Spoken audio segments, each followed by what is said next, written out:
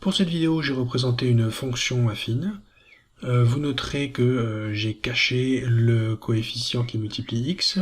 Ce coefficient qui multiplie x dans la formule de la fonction est aussi le coefficient directeur de la droite.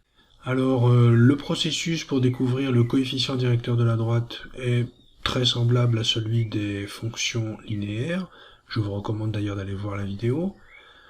C'est-à-dire qu'on va commencer par placer un point M sur la courbe, plutôt du côté gauche.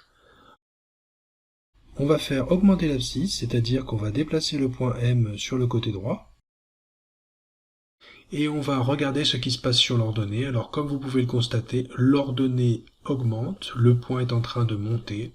Et quand l'ordonnée augmente, c'est le signe que le coefficient directeur est positif. Chose que nous allons vérifier maintenant.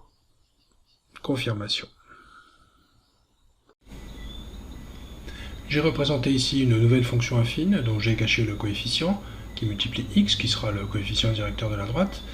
Et je vais donc essayer de trouver le signe de ce coefficient en plaçant comme d'habitude un point M sur la gauche de la courbe.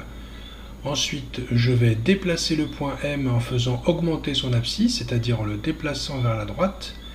Et je constate qu'en le déplaçant vers la droite, son ordonnée descend, son ordonnée diminue, le point M descend.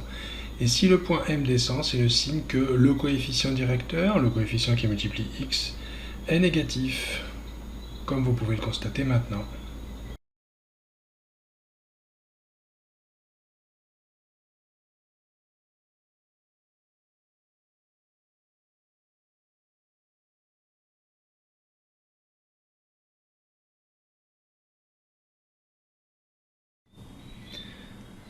Pour cet exercice, j'ai tracé le graphe d'une nouvelle fonction. La fonction dont la formule est f de x égale 0,5x plus quelque chose. Ce quelque chose, c'est le b de la formule f de x égale ax plus b.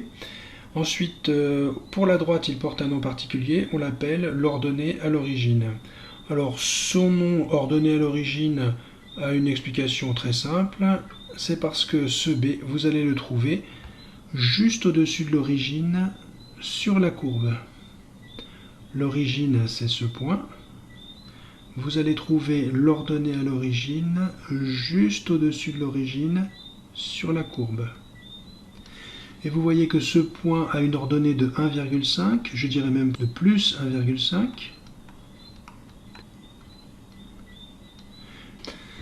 Et bien cela signifie que dans notre formule, c'était 0,5x plus 1,5.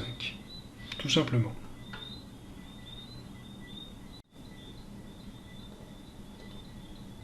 Cette fois, j'ai tracé le graphe d'une nouvelle fonction affine. Encore une fois, j'ai caché le nombre b. f de x égale 1,5x plus le nombre b.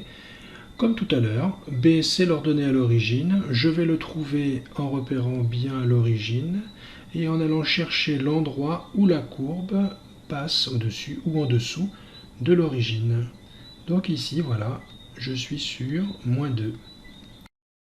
Eh bien, on peut conclure que le nombre qui était masqué, c'était moins 2.